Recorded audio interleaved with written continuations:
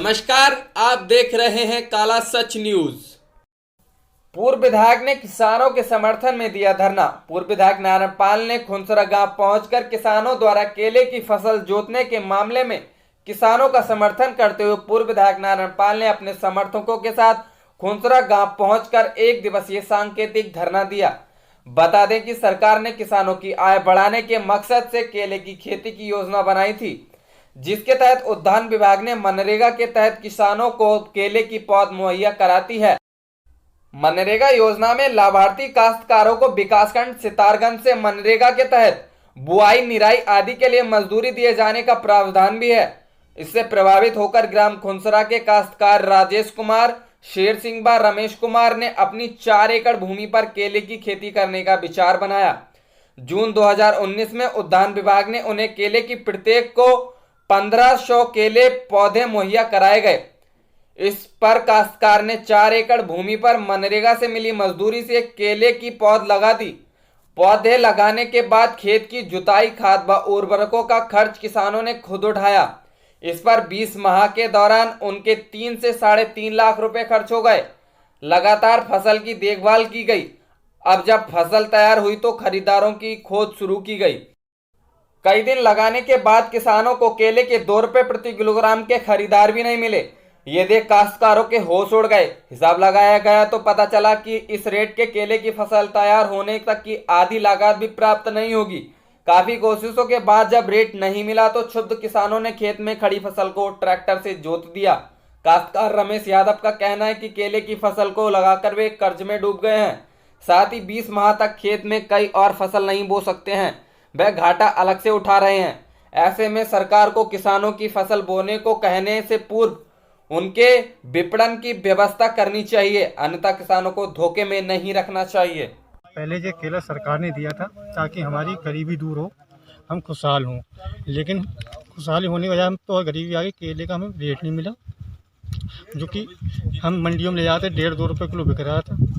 हम बिल्कुल परेशान होके जब वहाँ हमने देखा कि 1.5-2 रुपये किलो मिल रहा है, उसके कारण आके हमने से बस जोतना ही अच्छा है। मजदूरी भी नहीं निकल पा रही, हमारी मजदूरी ज़्यादा लग रही है, रेट वहाँ नहीं मिला क्योंकि भाड़ा भी है, मजदूरी भी है, दोनों चीज़ें थी। इसलिए हमने तैस में आके केला जोत दिया। हम बहुत पीछे और बहुत पिछड़ गए हैं, बहुत बुरी हालत हो गई हमारी, बहुत ज़्यादा गरीबी हालत में आ गई।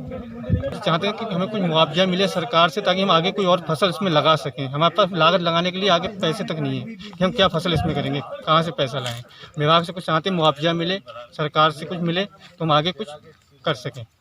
अभी आपके भाई की बात माननीय पूर्व हरीश रावत जी से बात हुई थी, क्या आश्वासन दिया उन्होंने? कहीं मैंने सुना है कि धरने पे कहीं बैठ रहे हैं वो। हाँ, वो एक्शन पे बैठ रहे हैं। वो दिल्ली से देहरादून के लिए आए, वो रास्ते में एक्शन पे बैठने वाले हैं।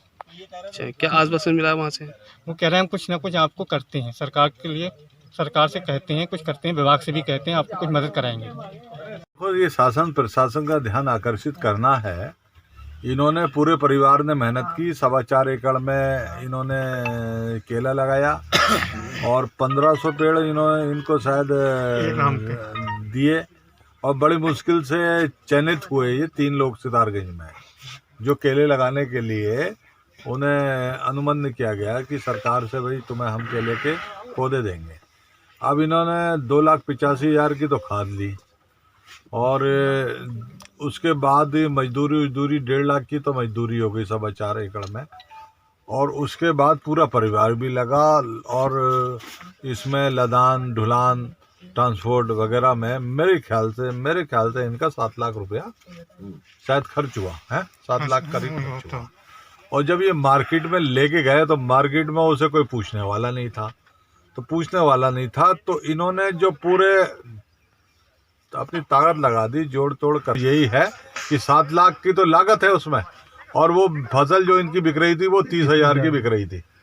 तो ये सबसे बड़ा पर्पज तो यही